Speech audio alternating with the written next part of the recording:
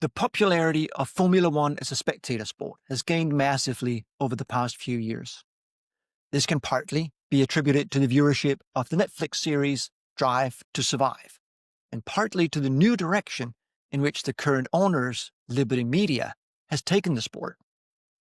This includes their efforts to promote the sport to new audiences, make the sport less stuffy, and make it less Eurocentric by including more races in North America and in Asia.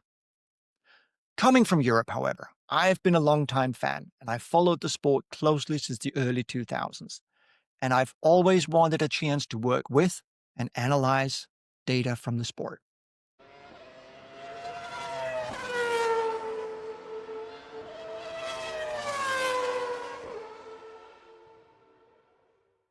The Formula One races take place on different types of tracks. Some of them are purpose-built tracks, developed with Formula One in mind. Some tracks, mostly in Europe, are older tracks that's been modified over the years to accommodate modern Formula One standards. And some races take place on street tracks that are literal city streets, which are closed down and fenced in for the race. The last group mostly include tracks that's been introduced recently, such as those in Azerbaijan, Singapore, in Miami, and in Las Vegas, but also the Monaco Street Circuit that's been part of the Formula One calendar since 1929. Because of the differences between these tracks, I thought that it would be interesting to look closer at the characteristics of each track to try and group similar tracks together. This would potentially allow a team to transfer what they've learned about the car and setup from one track to another track with similar characteristics. While this would probably not give them the final setup, it would give them a starting point that should be pretty close. I also want to look at whether there might be some teams or drivers who deviate from the common way of driving a given track, and if there are tracks that might have changed characteristics from one year to another due to either changes in the track layout itself or the way that the cars have evolved from one year to the next. Traditionally, one might have just looked at a map of a track layout, such as the one shown here, and say that it's a fast track with long straights and tight corners. I want to use the data from how the track is actually driven, and I think this will reveal some nuances, both in terms of how the cars from various teams are different and the driving style of each driver.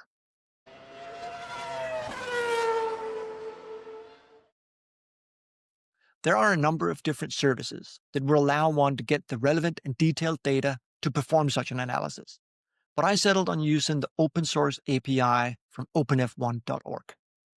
It's free to use, it's comprehensive, and it was fairly easy to get started with. There are some practical limitations on how much and how quickly one can retrieve data, which I ran into as I was foolishly trying to get all of it before implementing a more sensible retrieval strategy.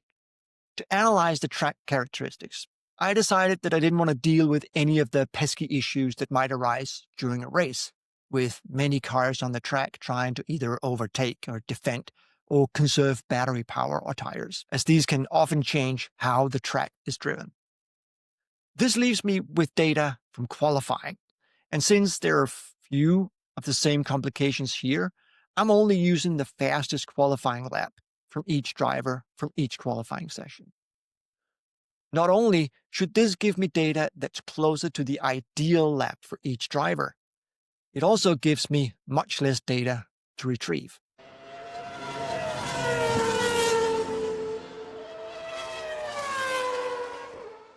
For this analysis, I retrieve data from just a few of the API endpoints.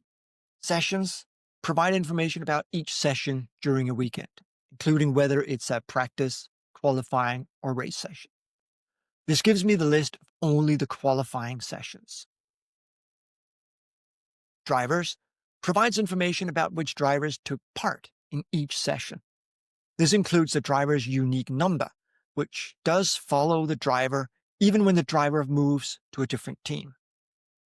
The exception to this is that the reigning drivers' champion is given the option to use the number 1 rather than their designated number. Max Verstappen has taken that option and used the number 1 on his car in the 2022 through 2025 seasons, while Lewis Hamilton, who was the champion for 7 seasons, chose to stay with his regular number 44, even though he had the option to use number 1.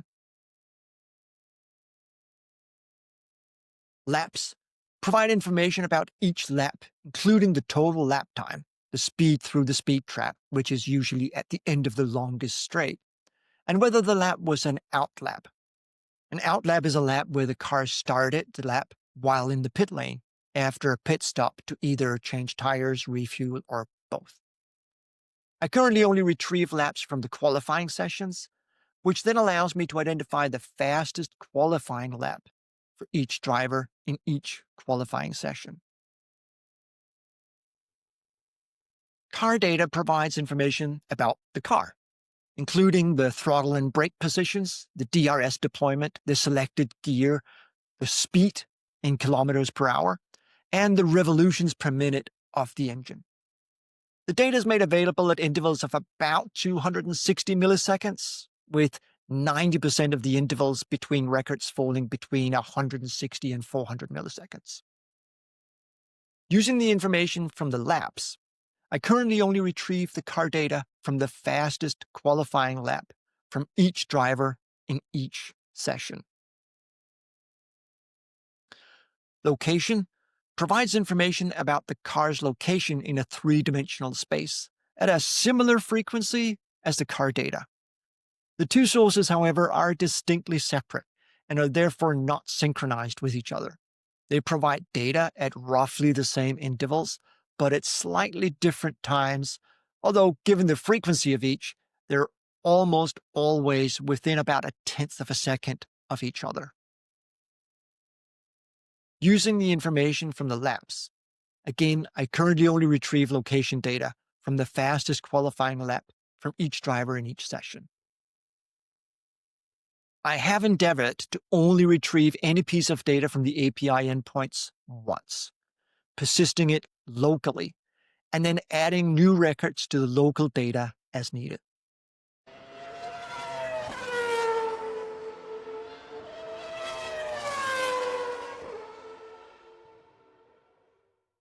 I have used NIME Analytics platform to develop the process of retrieving the data as well as to prepare and analyze the data.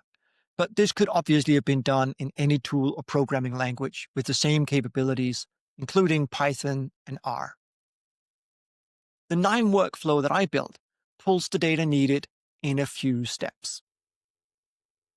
First, I retrieve a complete list of the qualifying sessions, which includes both the qualifying sessions for the sprint races as well as the qualifying for the feature races.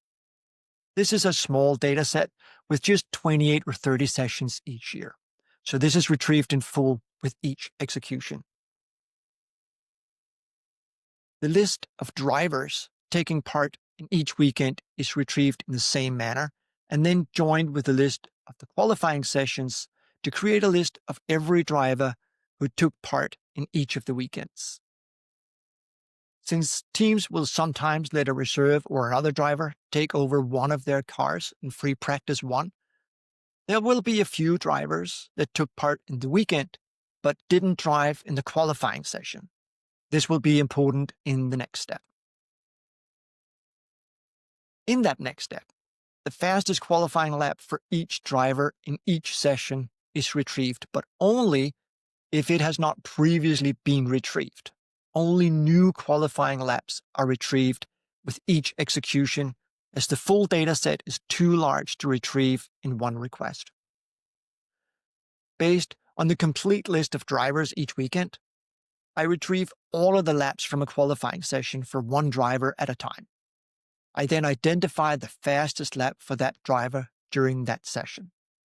The fastest lap is stored locally, and then the laps for the next session or driver are retrieved. When retrieving this data, there will be instances where a driver that took part in the weekend did not set a time in qualifying. This might be because the driver was only scheduled to drive in free practice one, or because the driver simply failed to set a time during qualifying due to either issues with the car or because the driver crashed the car during qualifying but before setting a time. Because of these instances, the data retrieval process must be robust enough to handle it when the API endpoint returns an empty dataset for a driver in a given qualifying session using a try-catch block for these exceptions. The resulting dataset is one that has the fastest qualifying lap from each driver in each session, including the exact start and end time for each of those laps. The car data and the location are then retrieved for each lap based on the start and end time of the qualifying laps, as well as the driver and session IDs. Again, this is done only for any laps that haven't already been retrieved and stored locally, as these each generate around 300 to 350 records for every lap. The two API endpoints can sometimes get overwhelmed by requests and will then return an error code, and in those cases, the process will take a pause for a few seconds before trying the request again. At this point, I have all the data that I will initially need for the analysis that I have in mind. However, there's a pretty good chance that as I continue to work with this data and discover new questions, that I'll need more data, both in the sense of getting data from races rather than just qualifying, and getting data from some of the other API endpoints that I have not currently included, such as information about the weather, each stint and the tire compounds used, pit stops, and so on and so on. The next step is now to use this data to create a profile of each track, or rather a profile of how each track is driven during qualifying. And this will be the topic of the next article or video in this series. After that, I'll then try to identify groups of tracks that have similar profiles, which can then be used in further analysis down the line. At least I think it'll be useful, but I suppose that remains to be seen.